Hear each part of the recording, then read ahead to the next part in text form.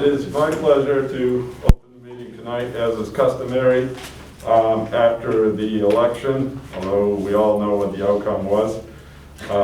It's customary to elect officers for the ensuing year. Therefore, I will open the floor for nominations for chairman of the board. Nominate Matt Smith.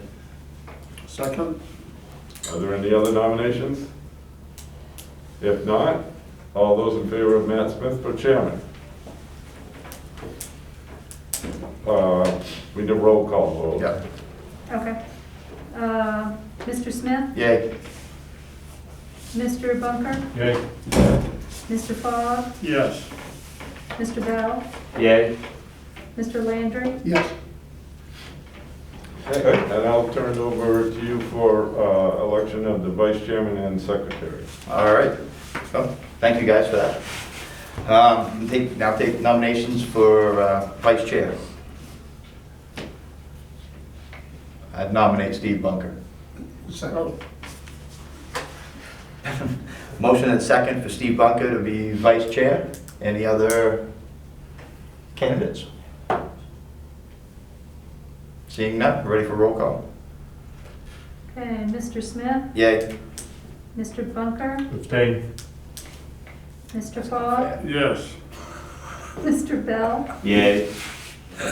Mr. Landry? Yes. All right. Congratulations, Steve. Thank you all for your considerations. And now we'll take nominations for secretary. Michael Fogg. Second. This is Hewan. Seems Fogg to has enjoy it been- so much. Motion and second. Is there anybody else that would like to fight for this position? Seeing none, I guess we're ready for a roll call. Mr. Smith? Yay. Mr. Bunker? Yay. Mr. Fogg? Oh, I get to abstain. Mr. Bell? Yay. Mr. Landry? Yes. All right. Thank you for that, Mike, for your volunteerism. Oh, you're very welcome. Very good. All right, we'll move along to item number 3, is to conduct a public hearing to review amendments to the following ordinances: adult use and medical marijuana ordinance, wellhead protection ordinance, zoning ordinance, group home, hospice, nursing home, convalescent, rest home, resident care facility, chemical dependency treatment facility. So I will open the public meeting, and we'll start with the adult use medical marijuana ordinance. Matt, it's parliamentary. At some point, we want to do item 1. We can, yes, we can certainly do that. That was my oversight. I apologize for that. Yep. So, You want to do that now? yep, we can do that now. Pledge allegiance to the flag of the United States of America and to the republic for which it stands, one nation, under God, indivisible, with liberty and justice for all. Good, thank you for that, Steve. And we will resume the public meeting now, and with the adult use and medical marijuana ordinance. Just to kick things off, you have in your packet a warrant article that reads, shall a new section entitled 11-14.13 license/permit fee payments be added to the current ordinance entitled adult use and medical marijuana stores, cultivation facilities, manufacturing facilities, and testing facilities be adopted. And the intent of this section is to clarify the responsibility of marijuana licensees and permittees in making prompt and timely payment to the town for marijuana licenses and permits, and the consequences of not doing so. Excerpted from the ordinance is that a promissory agreement is required, and it unconditionally promises to pay the town for the license or permit fee upon approval by the municipal officers of their application. And it goes on to read that this is also in effect for license permit renewals, and suspensions will take place if these fees are not paid. They remain paid 30 days thereafter, and that's mainly in terms of renewals. And further consequences of non-payment are that the license will be revoked and they cannot file a new application until they've paid it. And any other applicants, their unpaid permit will go to the bottom of the list, therefore they will lose their slot.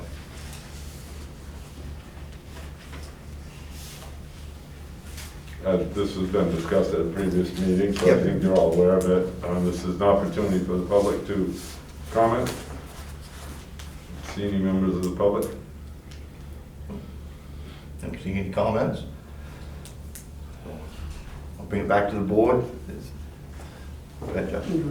So, I just have one question. In regards to timing on that, is that gonna be on the form provided by the town? Giving a Yes. 30-day window or whatever? Yes, I didn't provide that form to Okay. you, but there is a promissory note form. Because you said 30 days, and I was looking through it, and I'm like, Yep. I see the 30-day down there, but I just was curious what the timetable, like if we approve a license, they have to pay within. That's correct, yes. Yep. Are you ready for a motion? Jim? I move to accept this. I'll second. There's been a motion and a second to accept the changes to the adult use and medical marijuana ordinance. Any other questions or comments? And by accepting it, you will move it forward to the special Town meeting, right. So, seeing none, we're ready for a roll call? Mr. Smith? Yay. Mr. Bunker? Yay. Mr. Fall? Yes. Mr. Bell? Yay. Mr. Landry? Yes. All right, thank you for that. We'll move ahead now to the wellhead protection ordinance. And I believe we got, Yep, you also have information in your packets, and we have a representative here tonight to talk about this. If there are any questions from the public, the proposed ordinance are additions to the land use table which would allow above ground and underground propane storage and multi-unit family housing that's on municipal sewer in wellhead protection zones 1 and 2 with planning board approval. Would also allow parking lots in wellhead protection zone 1 with parking lot approval. And the applicable performance standards are shown in the table that is below. This is an amendment which would allow for a use that is planned within this district and currently is not allowed, but has been reviewed by the water department and the Maine Drinking Water Program. And they have no objection to it, but I can let these gentlemen, the engineers, elaborate on it if they wish. Looks like they came prepared with it. Almost prepared. I don't have an easel. I'm Norm Chamberlain with Walsh Engineering. We've been working with Avesta Housing on this project, and this is the site plan here. We've got the existing building. Sir, can you stand over there so the camera Okay. can pick that up as well for the public? Thank you. So we've got the existing building here. We're looking at putting one across the pond over on this side with a small parking area. This red line is the zone 1 that was causing us the problems. With planning board approval, we're assuming that we would, well, we're not assuming, we're gonna have to get a DEP permit for this as well. So we're gonna be required to use the wet pond for most of the stormwater. So that will treat the surface waters that come down through this pond and cross into the little stream there. Sir, for the purpose of the audience, could you describe what this facility is and its location? It is a senior housing. At what location? It's on Willow Springs Road. Thank you, that's what I wanted. Okay. Off Fairbanks Road. Got you now. So, yeah, so it'd be identical use to the one that's across the pond. I don't know if there's any questions. We do have some renderings of what the building looks like. So it's going to be similar in style to what's there now. There'll be like solar panels on the roof. Yep. And we weren't sure about the heating, so that's why we included the underground propane, because it wasn't specifically allowed in the ordinance, even though DEP looks at that propane different than oil. So, How many residential units and how many parking spaces would be required? Yeah, I'm sorry, I'm Greg Payne with Avesta Housing. And just for a little bit of that kind of context, what we're hoping to do is create 25 units of affordable housing specifically for households that are headed by somebody 62 years of age and older. I believe we have 25 parking spaces for the 25 units. And the hope would be, if everything works out, that we could start construction next March or April. We're in the process too of getting the financing required. But one of the things we're very excited about is that if this financing works out, we're talking about eligibility up to about $25,000 for households who would be living here. But the idea is that folks would pay 30% of their income for their housing, and the federal government pays the balance. So we're hoping this works out for next spring.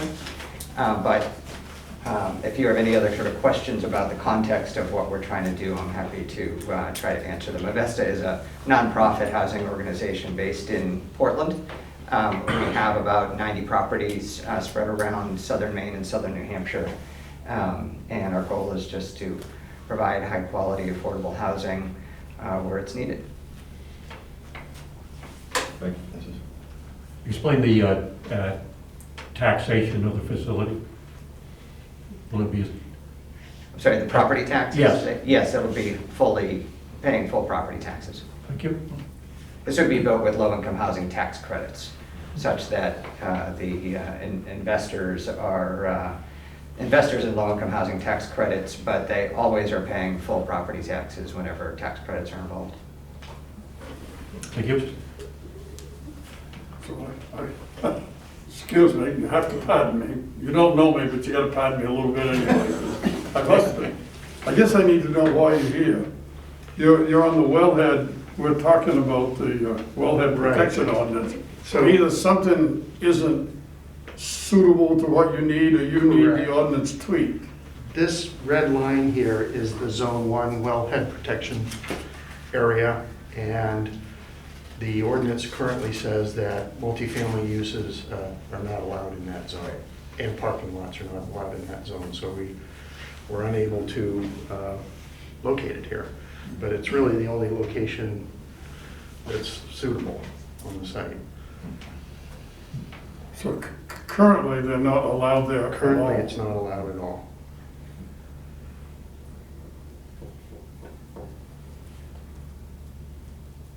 And, excuse me, but what you're asking is for this ordinance to be, whatever word you want to use, to allow that to happen. Correct. If the planning board approves. Yeah, we've been through, with planning board approval. We've talked with the water department.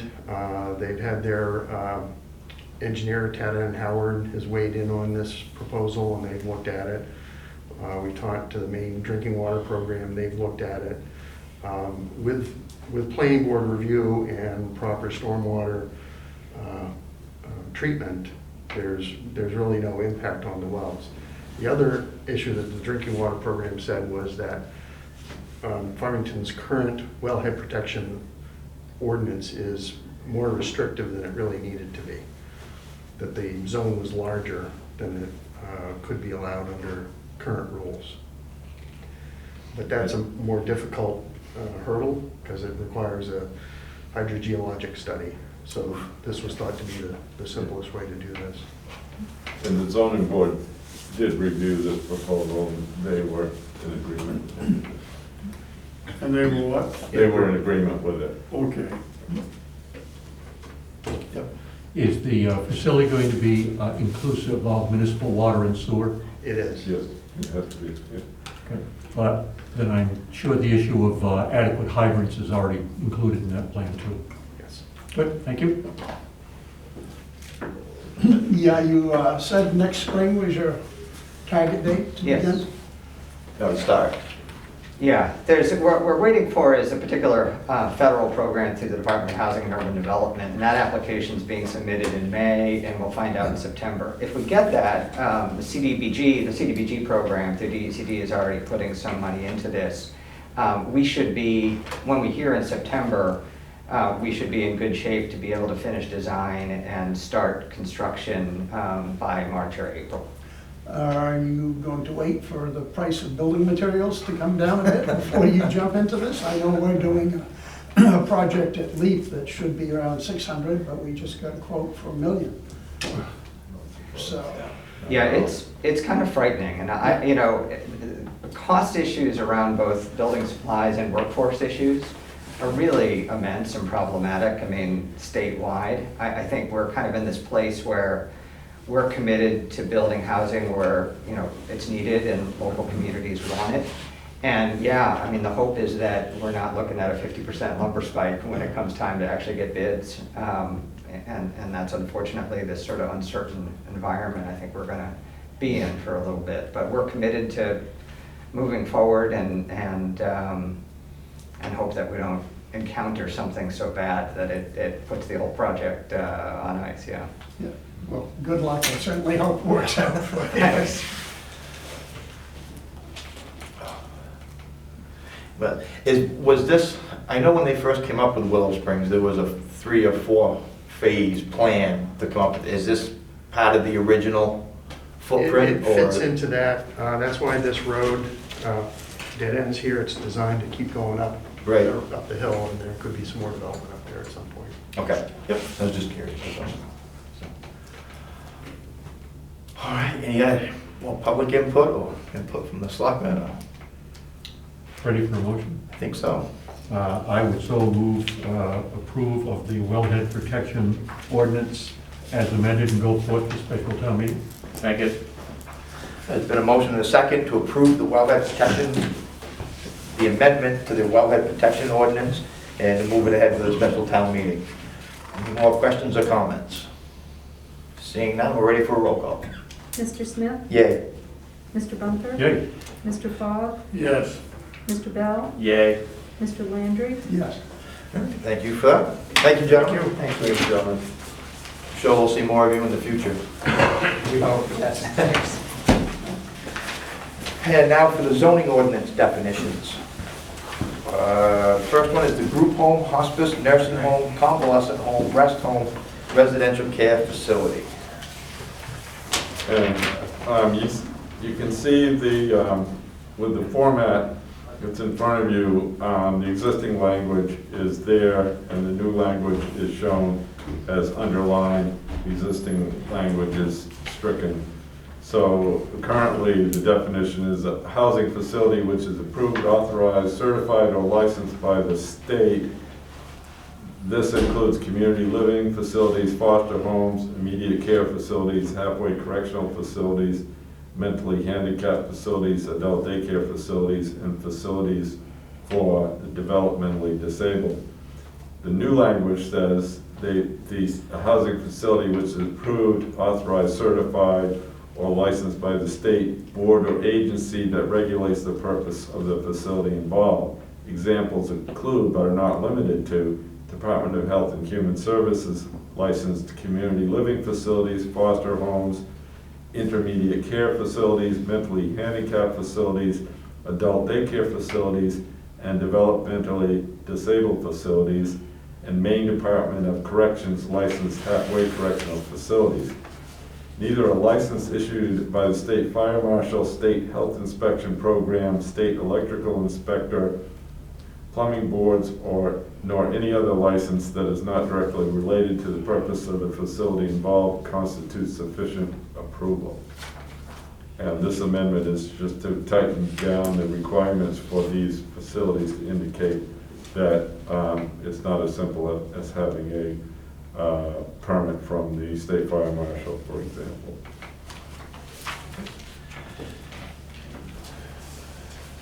Seeing no questions, nobody from the public here? Any questions from the board?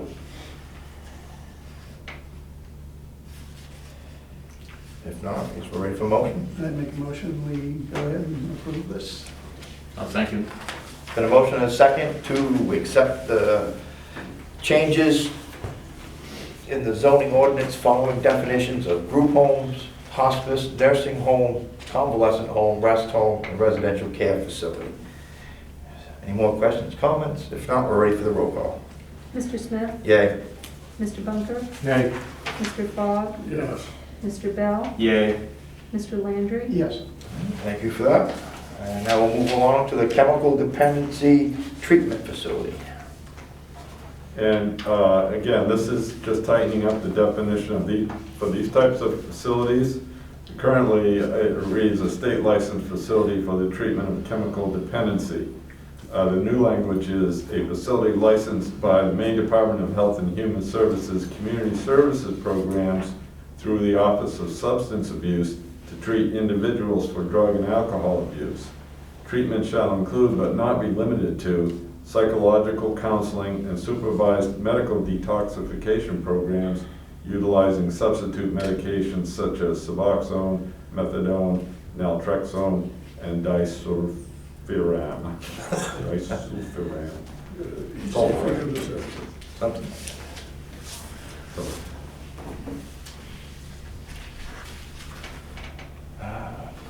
Seems Is it open to right? the public.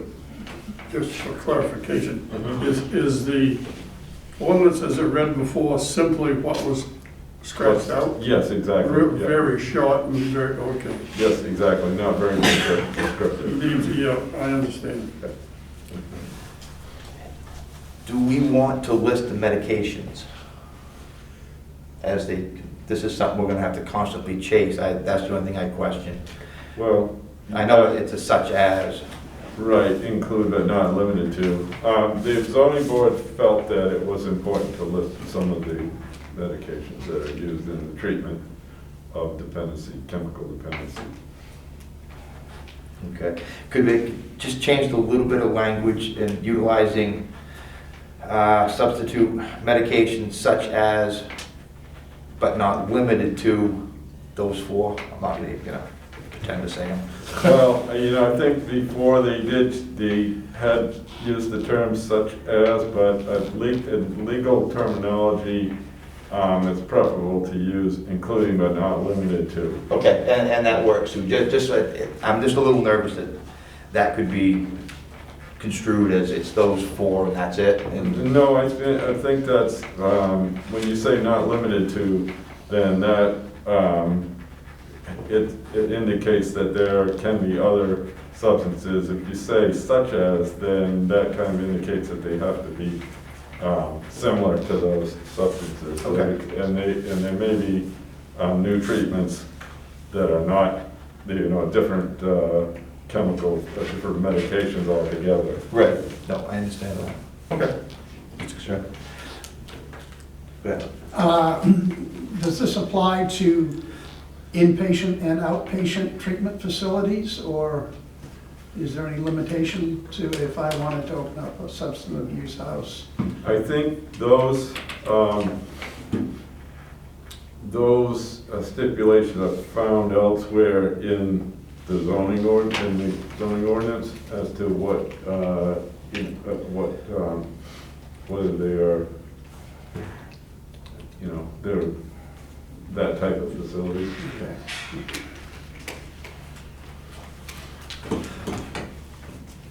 Any more questions, comments, concerns?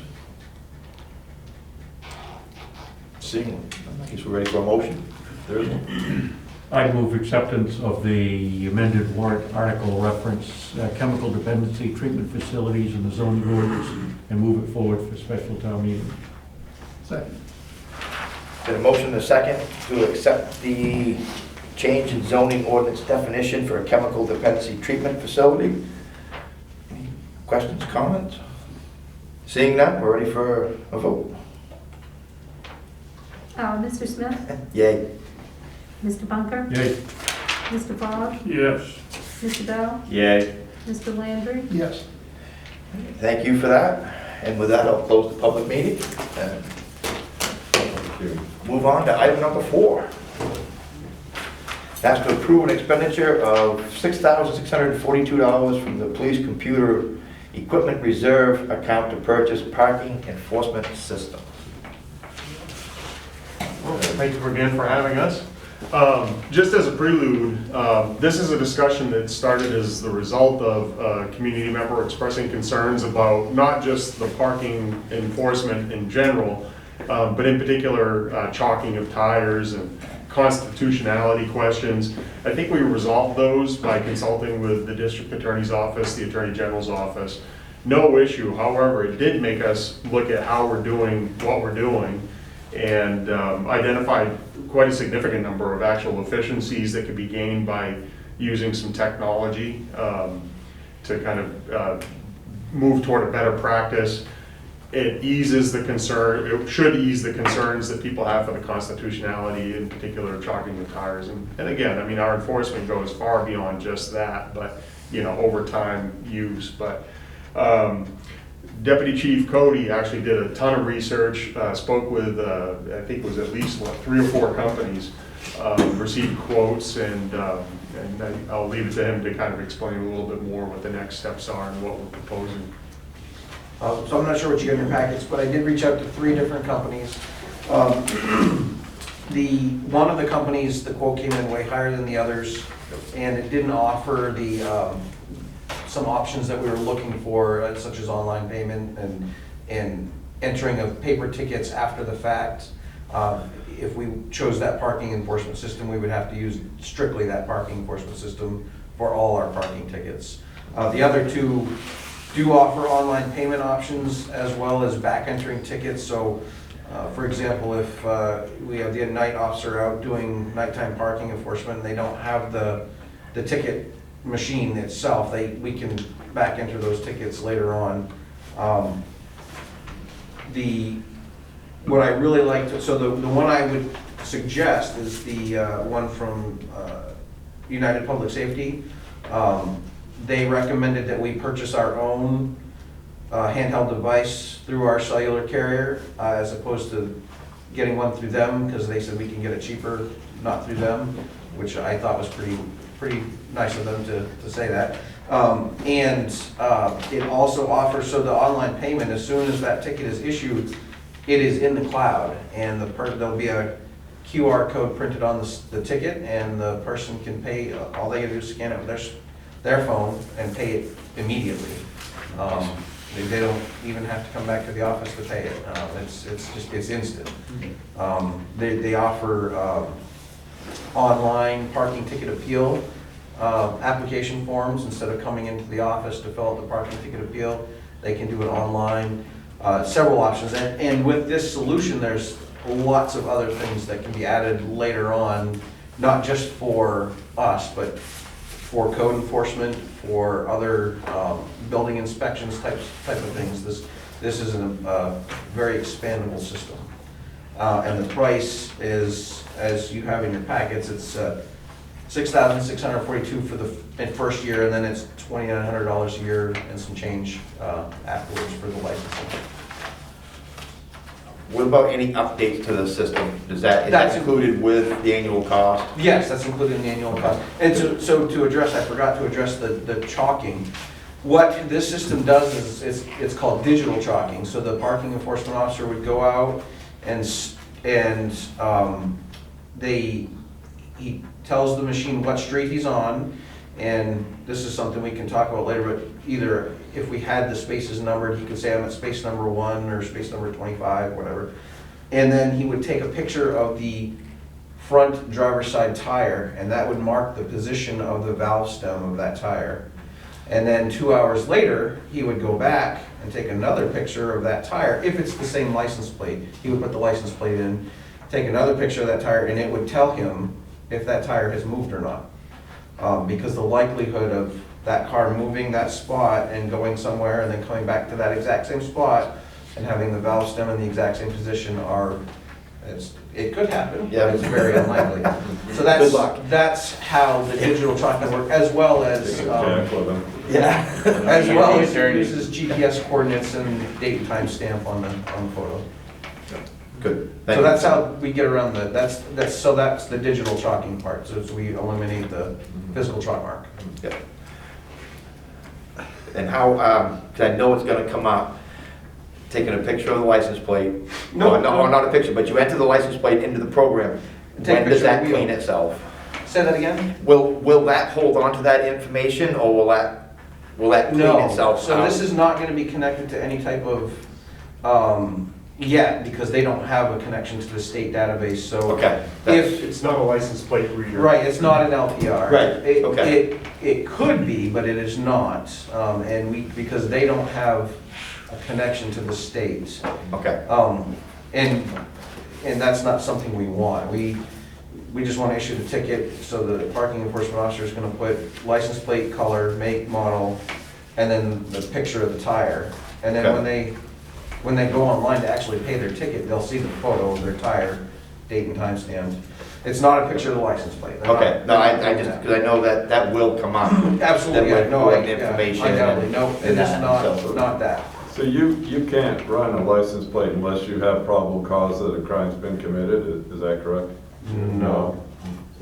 We can run a license plate for anything, but our parking enforcement officer is not, under our jurisdiction, he does work for the university, so he does have that CJIS security level that he can run a license plate, but not for us, he doesn't run Okay. license plates. Thank you. Any questions from the board? Josh?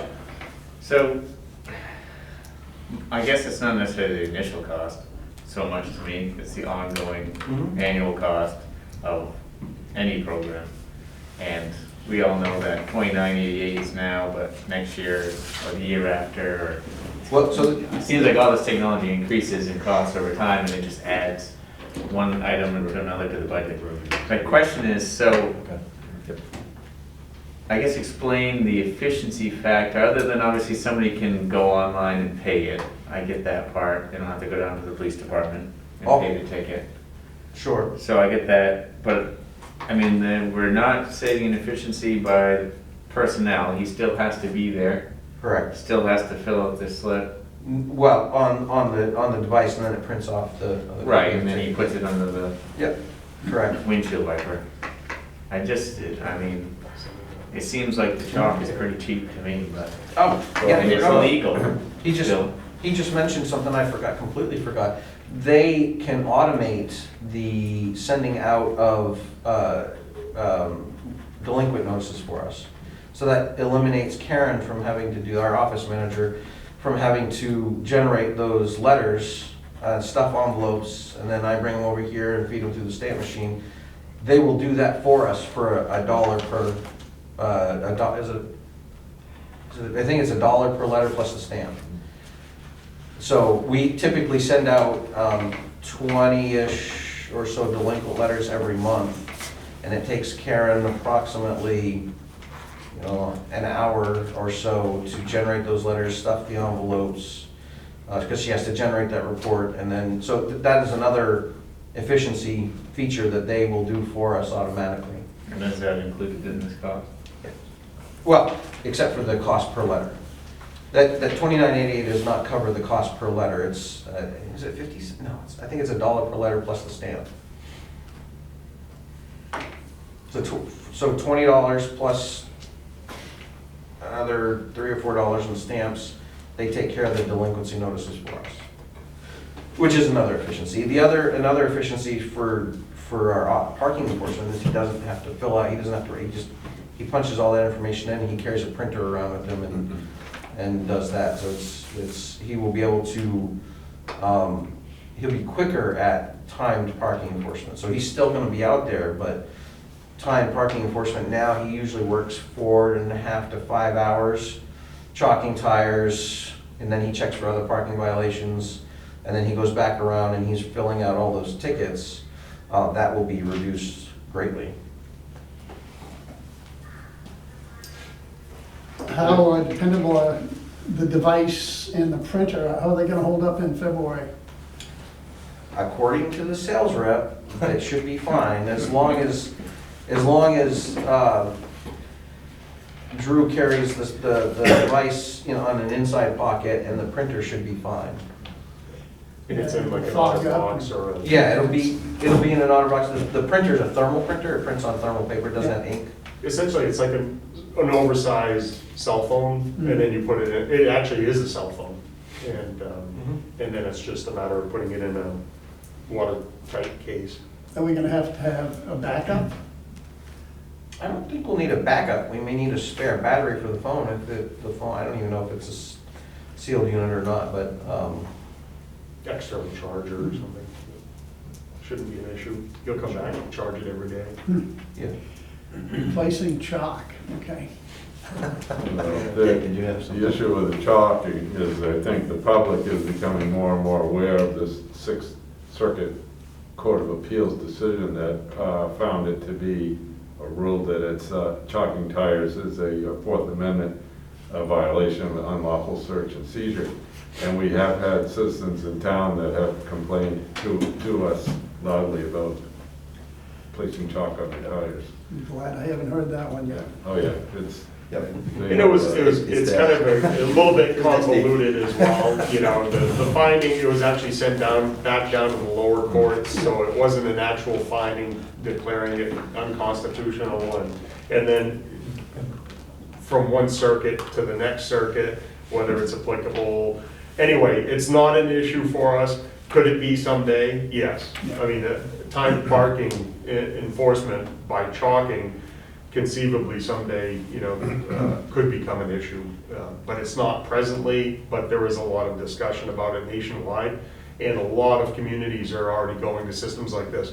Winslow, I think, had communicated with Mr. Davis that they use a similar system. Yeah. I think more robust and much more expensive, but. Several communities do. York, Biddeford, and I know I just spoke with the sales rep this afternoon. York just requested 2 more units for their parking enforcement. The other side of the coin, so to speak, is that we do surprisingly have significant revenues from parking tickets. I think it's, do you know? I do. So I happened to look this up. In 2019, 2020 was, even in 2020, we generated $8,000 in parking fine revenue. In 2019 and 2018, it was over $20,000, $27,000 in 2019, I believe, and right around 20,000 in 2018. And the only reason I looked that up is because it was in the town report, and I happen to have that right there on my desktop. Are we gonna have to raise the price of parking tickets? We have to. Well, the way I look at it is, you know, from my position is, you know, the goal is really voluntary compliance. I mean, you know, we're trying to support the local businesses and kind of have that turnover in parking, and having that visible presence of having Drew downtown. And I think he is very visible. You know, that's the goal. I shudder to think that parking enforcement become a goal revenue standard. I don't think that's what we want. So, yep, you know, granted, the funds go in one place, this comes out of another, but at the same time, you know, I wouldn't want the expense of this to exceed the cost of the program, but, you know, pretty good balance. Josh? I got 2 things, and then I think I'm pretty much made up my mind. But in regards, I guess the argument between the chalking or taking a picture of somebody's tire is still, it seems one's just digital form and the other one's an actual water. So to me, I think that could be argued either way in court. It could, but it's the physical touching of the vehicle that. Well, once then they're gonna have to now put a ticket on the vehicle then at that point. I don't know. It's leaving the identifying mark is the terminology. Right. It's not semi-permanent, I guess. And Yeah, I mean, we had a similar question. Someone was asking about other leaflets being left on. I'd say there's a guy downtown, he was down there last week leaving flyers all over the windshields. Yeah, there's no, you know, there's no violation. And I think what the Sixth Circuit said is leaving an identifying mark for enforcement action. There you go. That was what the language that the Sixth Circuit Court of Appeals used is that You're still taking a picture. it's legal to take a Mark. picture from a It's public just a place. digital form. Any note of that. So I guess my question is, for the citizen, doing this, is it gonna make it so either it helps and we're gonna have less parking tickets? You know, I'm trying to think of preventative things so that, try to, I mean, obviously, it doesn't matter, things are gonna happen, you know, people are gonna get a parking ticket regardless, but you know, what is it that educational, is it gonna help them not, you know, move their vehicle because they're gonna have to pay? I just trying to figure out a way, instead of just always keep people paying tickets, what is it that could help solve the problem? It's education, it's signage, it's, again, that, you know, knowing that you're at risk for enforcement action and preventing that by, hopefully not, you know, kind of, at least in the downtown area, you know, people come in, they do their business, they get in their car, and they go someplace else, as opposed to moving from spot to spot, you know. Or and- staying parked all day. Right, right. Yeah, and I think that's the challenge and the question of the whole program, not just here, but pretty much any community. I have one more question, because you just made me think of it. So this goes based off the valve stem, right?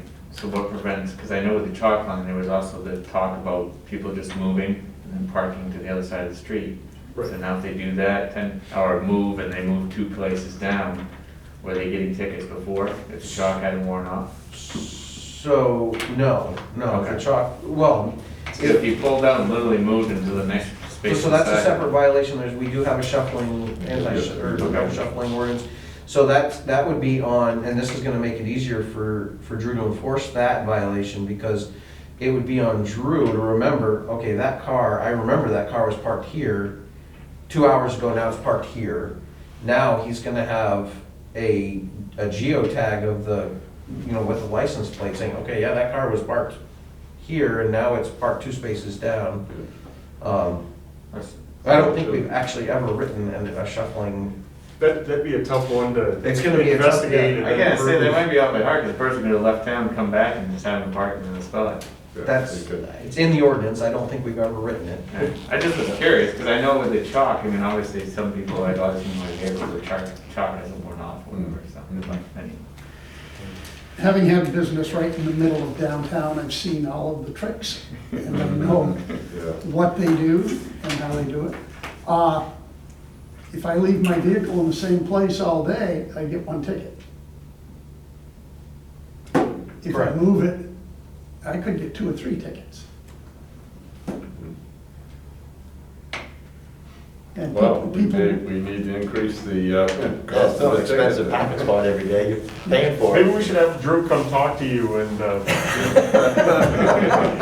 find out the tricks of the trade. To glue. No, I mean, that is possible, but I mean, you know, again, I guess with this, I mean, if you're talking about a geolocation and, you know, the date and time, conceivably, you can get repetitive tickets, and this would be an easier way to prove it. yeah. And I think our ordinance, if I'm not mistaken, each separate, it's a separate violation each time. Every 2 hours it's Yeah. over. Yeah, per the ordinance. Again, you know, I guess, I want to stress that the purpose of the ordinance is not to be punitive or the enforcement, but it's to benefit the merchants downtown to allow turnover in these spaces, because we all know if there's no consequences, people just camp out there in front of their favorite store or whatever, you know, the employees, the store owners, all day, and it just creates a monopoly on the parking. I had an employee who didn't care, she'd pay every day. And I said, go park up around the courthouse. You know, she parked wherever she wanted. I mean, And if we you got were really upset. an employee in, you know, downtown Portland, parking is very expensive to pay for a parking spot. Yeah, I had a friend who paid for a parking spot in the garage, I couldn't believe what he paid monthly just to park near his work. yeah. Crazy. And so our fines to some would be, yeah, that's cheaper than parking anywhere else in a town. Yeah. Mr. Fogg. Well, the big problem that I'm sure, well, somebody's facing is people that don't pay the parking ticket, we know there are many, many people that could care less, and if they get a ticket, they get a ticket. And they get some formula that they use for how many they're gonna stack up, whether they're gonna pay them or not. I understand your position is you wanna free up and keep it fair to the downtown. People come in, stay your length of time, move, and make things work and be fair for everybody. I completely understand that and agree with it. Those individuals that don't do that, you currently mark their tire and you leave them a ticket. And they come out and see it, and they're not surprised by it at all, because they know full well what they just did. But they get a ticket. But that's where your revenue's coming from. They are paying that ticket. Some don't. Some will go to the Court of Appeals and try and find some other way to get out of paying that ticket, because you're physically touching my vehicle and oh goodness gracious. So it's an issue that if you stayed with chalking of the tires and putting a ticket behind the windshield wiper, much the same as you would do with your digital, take a picture, know what spot it's in, and put a ticket behind the thing. I don't see that you've done a whole lot more in the future than you're doing now. Those that get ticketed and pay the bill, I don't want to say we're happy, but that's where your revenue comes from. They're law-abiding citizens. They realize to some point, they realize that they messed up, but they'll pay the record. Those few that go to the Court of Appeals, I mean, one thing you just throw the ticket out and say, forget it, we're not gonna go to court over it, but you would not want to throw that in the paper. So, I just don't, we're talking $8,000. And in your budget, you have, it's out of your, wherever you're taking it, reserve. I guess I need you to tell me once more how much alleviance of duty and work it is for you two as compared to the guy that you hire that does the marking of the tires and does the record keeping. I mean, he's the man that's out there doing it. How does it behoove the rest of the department to have this piece of equipment? I think the biggest one is again going to be Karen Kidd, the office manager, in particular dealing with the delinquent fine payment, and freeing her up. You know, there's so many other things, and it's just getting busier and busier in the office with phone calls, information requests, communicating with the courts and the district attorney's office. There's so many other things that she should be doing, and for her to have to take the time away and spend those, you know, like, again, if it's an hour a day or an hour a week, you know, to me, you know, when I pass through her area and I see her, you know, licking stamps and licking envelopes and printing delinquent letters, I just think of the things that are so much more important. And for the program here, and take advantage of what it has to offer in doing that for her, that's a good use, much better use of her time. That's the big one for me. In addition to parking ticket payments, that takes up a good chunk of her day as well. People come in and we get countless requests. Can I use a credit card? No, you cannot. We are not set up at our office to do that. With this system, they could pay it online. You know, we get people that come from out of state and they call when they get home, how do I pay this parking ticket? So there's a streamline in the process there as well. I also think that would increase the number of people that they have the availability to scan that QR code with their phone and pay the ticket right then and be done with it. Good. As opposed to throw it in the seat, and it gets lost under the seat, then they get a letter that reminds them that they didn't pay that ticket. I think you're gonna see an increase of people who just take care of it right then and when it's fresh in their mind. So that's also streamlined to the process for us. Yeah, and certainly the amount of walk-in traffic, I mean, I bet a third of the people that come into the lobby are there to pay a parking ticket. So the, And we're not leaving a mark on the vehicle. Exactly. We're Which is avoiding, why we're here today. Right. we're avoiding any possibility of this going to the First Circuit Court of Appeals with Farmington, Maine being the court case that says, and it's already happened in the Ninth Circuit has already cited the Sixth Circuit's finding. Yep. So it will come, it's just who is going to bring it all the way to each Right. appeals court. And then the Sixth Circuit, well, the person who initiated it was a woman who got 15 parking tickets. Right, yeah. And decided to go to court over it. And we have some of those downtown. It's crazy. so the gal in the office, your office, that when you, how often, someone gets a parking ticket today, when does that go out in the mail to them? It doesn't, it gets left under the windshield, and 30 days later, if they haven't paid it yet, 30-ish days later, if they haven't paid that parking ticket, Well, then they get it done for it. right, Karen runs a report in our current software, and it says these tickets are more than 30 days old, and then we also run another one that are more than 60 days old.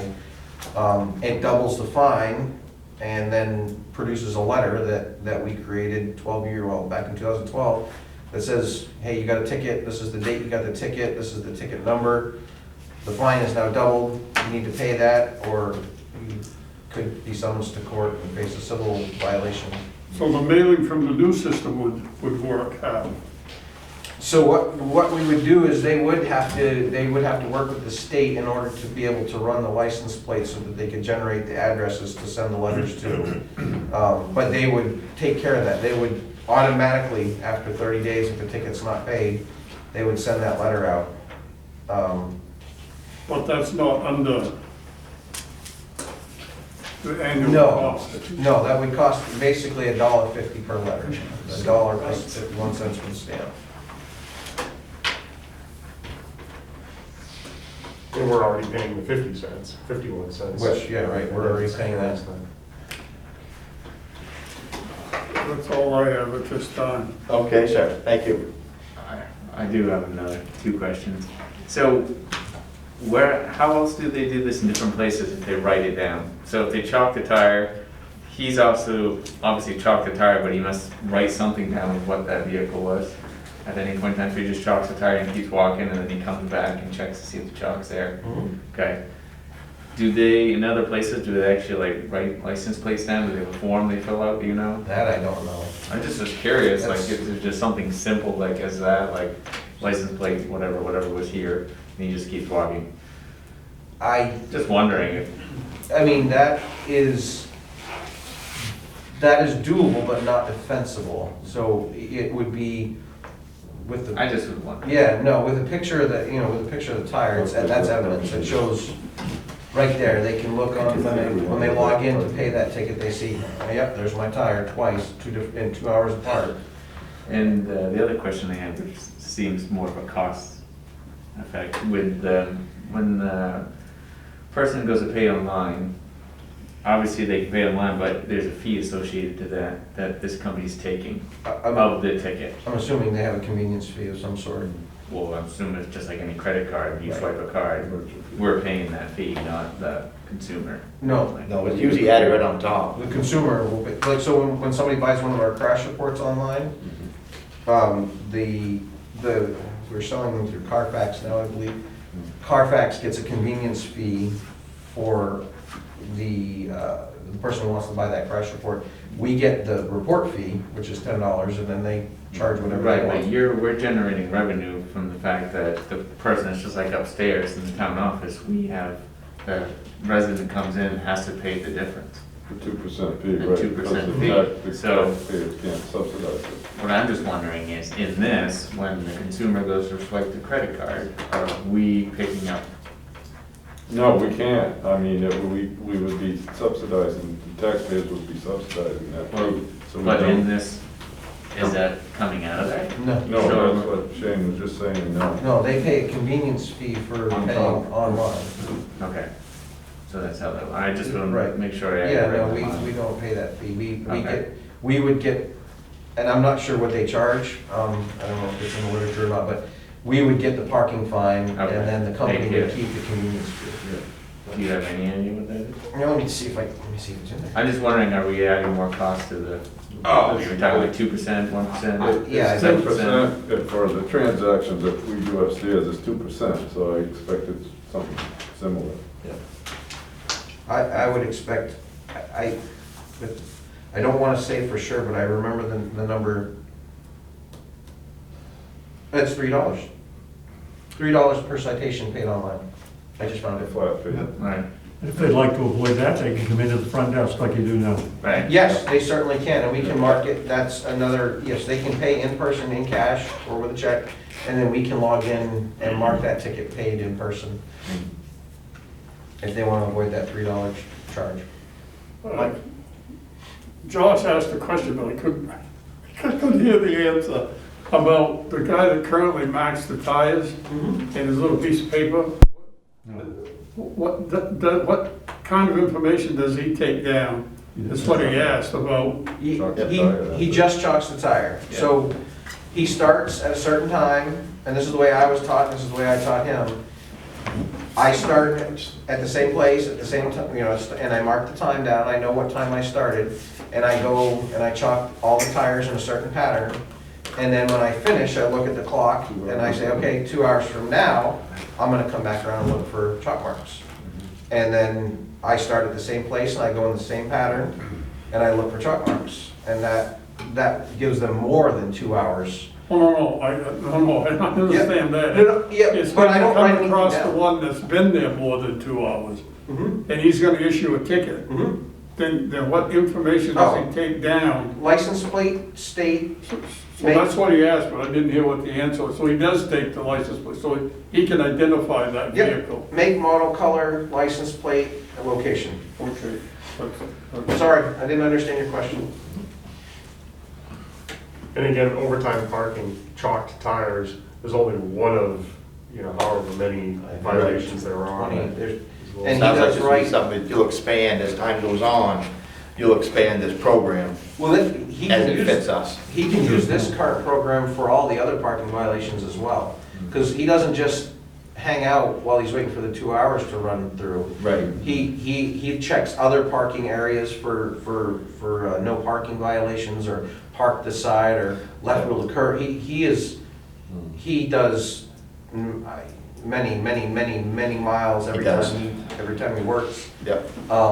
He did steps once and it scared him, so he doesn't wear a So, yeah, and so he's writing he's looking for handicap violations, he's looking for all the other violations that that are possible for him to write as well, while he is waiting for the 2 hours to expire.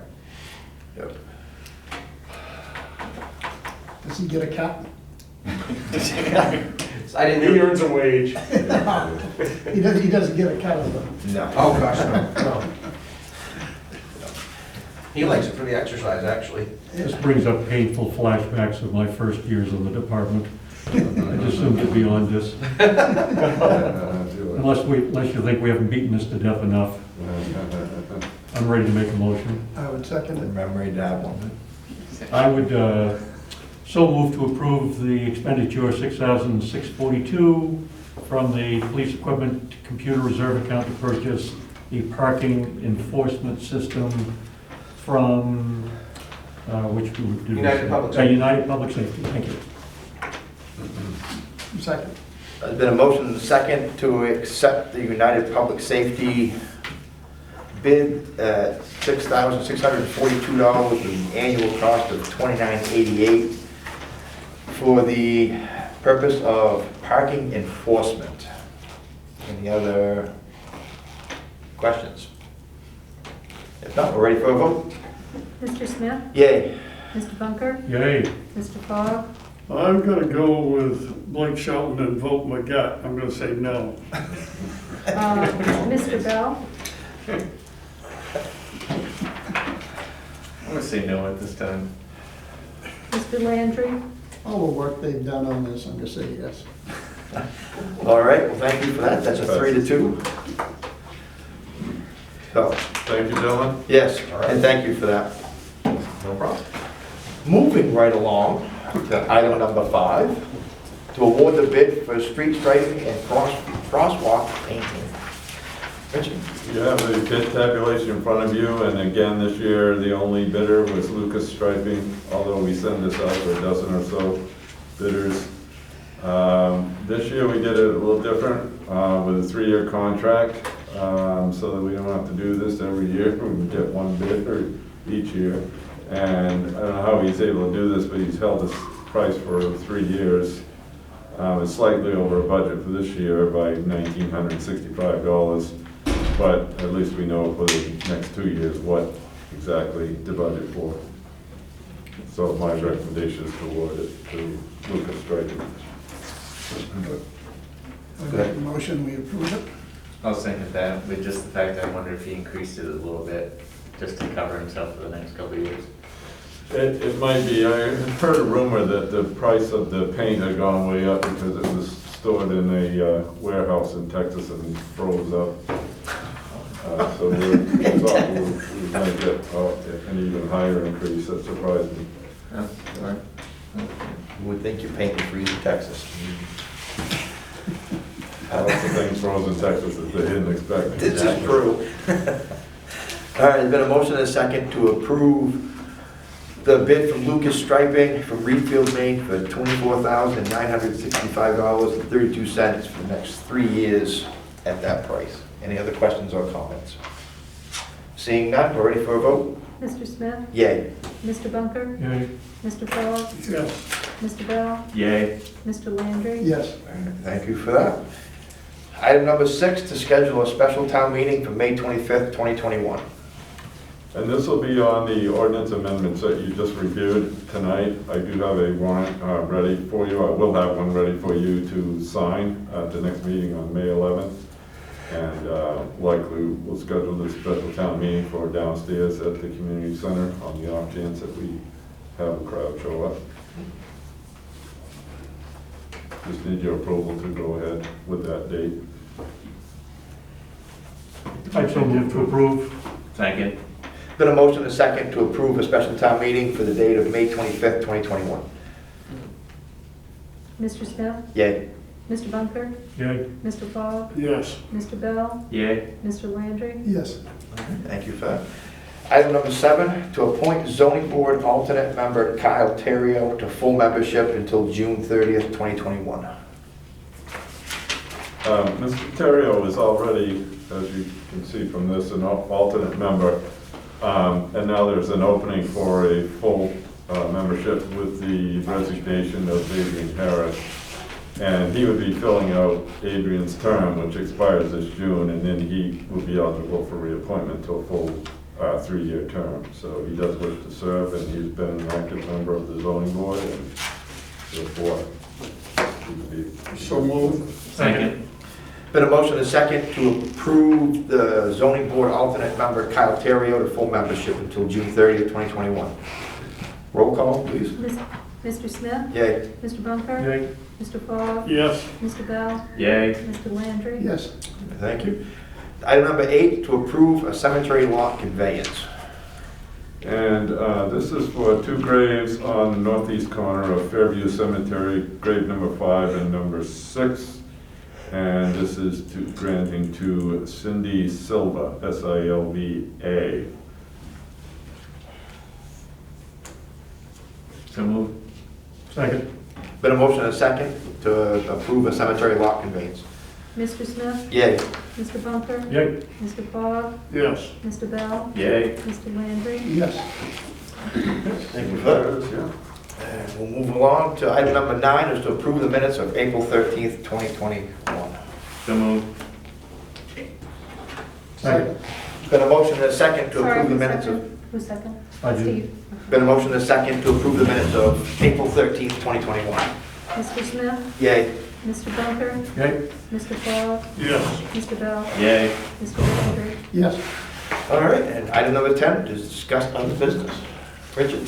I don't have anything other than maybe a little recap of the voting yesterday. We had, I think, 279 voters showed up. All of the articles passed, most by fairly wide margins. I did forward to the county commissioners the resolution regarding county funding And I'm also forwarding to the president and the congressional delegation, the governor, and the state delegation as requested or required in the resolution for the carbon cashback program.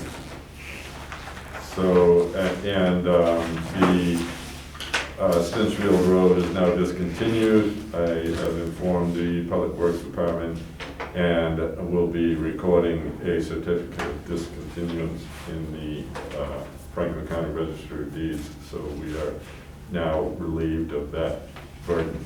Good. That's all. All right, thank you for that.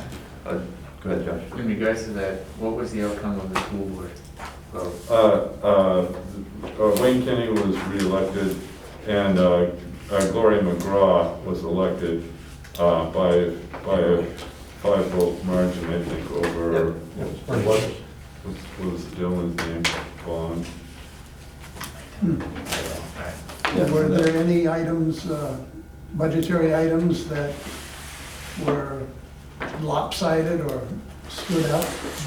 No, not that I could see. Most, again, they were pretty wide margins. Some of the closest votes were over 200 to roughly 50. And I can give you a summary of the votes if you'd like. I've got it I'm just upstairs. curious. Okay, got all that? Perfect. Steve, you got it? Just out of curiosity, anxious to hear when High Street project might start. The bids are going to be opened on that project in late May. Thank goodness I have a paper calendar still. Paving bids. You'll have paving bids at the next meeting. But, yeah. I don't have it right handy. Sometime, I think in June, the project should start. And same curiosity on activities at Walton's Mills Pond. The dam is supposed to be opened in the next week or two to draw down the impoundment. The actual removal of the dam may not take place until next year. But the purpose of drawing down the impoundment now is to allow the vegetation to reestablish along the shoreline and to try to remove any invasive species that might spring up. Turtles and fish. Anyways. Yep, that's all I have, thank you. Okay. Mr. Fogg, do you have anything? Well, a little bit. I was, like to say that our first endeavor with a referendum town meeting, I thought went quite well. And I was impressed by the number of people that chose to participate, although there's a certain number that are going to anyway, but still, there was a public turnout for it. The only thing that, and I assume if it's perplexing to me, it must be to some of the townspeople, that the numbers just don't add up. You mentioned a minute ago that, did you say 276 voted? I think it was 279. 279. Well, does the voting machine or tallies keep track that if he only received 235, how come it wasn't 279? Because He was running on a poll, so you would expect that if everybody voted, but when someone doesn't vote for that particular one, they don't, doesn't count. It's, you Right. fill in a yes or a no. If you leave it blank, it doesn't count as a vote. it just didn't happen. I got 215 votes. It doesn't. Yeah, but recognize there's it. 26 is what I'm saying, but. Yep, there was a bunch that just didn't vote. So the logical explanation is they just didn't vote. That's right. You don't, there's no requirement for you to vote on every article. You can abstain. Yeah. No, some showed good cause and voted against that. Yeah. There wasn't enough. Right, to make it. that's true. Not many. Well, All five of them. That's right. That question came before me too, that if you voted no in your case, then that's obviously the same as not voting because there's nobody running against it. Right, or you could write somebody There in. were 5 write-ins, I think, but I don't know who they were. I didn't see those. You'd have to ask Leanne. Probably Mickey Mouse. Yeah. No, Yeah. for our Yeah, first, I'm sure there was at least one for Joel Thornton, there still always is. Yeah, for our first go-around, I thought it that, went pretty well. and you're I mean, introducing it to the public that's changed, they Yeah. gotta, so that's, It was the safest way we could do it. how are you going to, I guess I have a question on the special town meeting. Yes. Is that gonna be, That will be an in-person meeting, and the reason that will be okay is we rarely get more than half a dozen people show up for that. so will you do it here or at the? We'll do it at the community center, I think, downstairs, so people can spread out some. Mhm. That area will accommodate 50 people, but we certainly won't get that many. Thank you. Thank you, Mike. Josh? I just had 2 things that I finally remembered to bring up. The sidewalk on Upper Perham Street, why did we, when we redid the road, or maybe it's still the plans to do it, why was that not completely redone all the way up? Well, the short answer is money. Okay. We did what was in the worst condition. Okay, And if it's actually, if where you're talking about is outside of the urban compact, that would be the state's responsibility anyway, fully. And the urban compact it ends right about where the Baptist church is. well, it would have been before that, yeah. We did some of that. Past Fairview between, I just was curious, and one day I went by and I'm like, Yeah. that's kind of strange, and then, I thought, well, maybe we ran out of money, and then that's why I didn't. Yeah, we did from Fairview up to around, I think around Tim Thompson's house, if you know where that is. Yeah. I just and- saw it because of the apartment building and whatever, I just was Yeah. like, we were there, I didn't Yeah, see. no, it was just budgetary constraints. Okay. We just skimmed by for that whole project. And then the other thing, and this will perk up Steve's interest because he lives on the road. I honestly think I encourage you to talk to Phil that Bailey Hill Road is, I don't know how they plow it in the winter time. And I know we have a lot of terrible roads and whatever have you, but when you literally, and the same thing as obviously the Ramsdale Road, which we all know in Motor Street, but that needs to be like moved up the list, like either sooner than later, because I don't know how it's passable. Yeah, I know. The problem now is though that we're committed to a 2-year project on the High Street. Right. So as soon as, I think Bailey Hill is in line next after High Street. Isn't Mosher Hill coming here sometime soon? Pardon? Is it Mosher Hill coming? You guys sound like the. Well, I'm just, I just bring it up because do. I hear from enough people on that road. I thought When you Mosher, guys, when you have a new town manager. Well, harass them. no, we're gonna call you and ask you. No. It's a good road is on that. Our projects are laid out for this summer. Right. Oh, yeah. Nothing I can do. No, I thought we had Mosher Hill in the discussion. I think Yeah, they did, they're all in discussion, Yeah. it's just how you wanna fund them. I'm telling you, when you get a new town manager, you might wanna talk to that person about bonding, they might have a different philosophy than I do. You know, I've been pay as you go, but if you guys wanna issue a bond, good luck finding a contractor now. That's the Yeah. problem. Yeah, So, in about 40 years. You can bond $10 million worth of work and pay $250,000 or $300,000 a year in debt service rather than paying to do the projects, but you're committed to that for 20 years or so. And then in the meantime, the roads you've started with are falling apart and you've got to come back around and start all over again with the maintenance program. Meanwhile, what we've been doing is, spot repairs where we can. I don't like it either, I really Oh, don't. It's, I was just saying from a, no, I the same know. thing as that. I know. Yeah. Which, That one, Weeks Mills Road, I know. We've been trying to do something with Osborne Road, even though it's a short road Yeah. for a long time. Savage Road. They're. Say I know- nothing about Patridge Road. I know, they're bad. don't worry about Partridge Road. Most people don't even know where it is. It's a walking path, isn't it? Yeah, pretty much. Let's discontinue that one. Okay. Anyway, yeah, I know all about it. Yeah, I don't like it either. It's not enough money in the world, really. when are they gonna strike the streets? You just awarded the bid. Oh, okay, so no, I just wondered what their time frame was. I think I'd have to look at the spec, it has to be done by end of June, I think. And I don't have anything, other than the fiddleheads are up, Oh, good. which life is good when the fiddleheads are up, you You know? gotta get me some. Summer's coming. You selling them? I am. I'll bring them in. No Okay. black flies.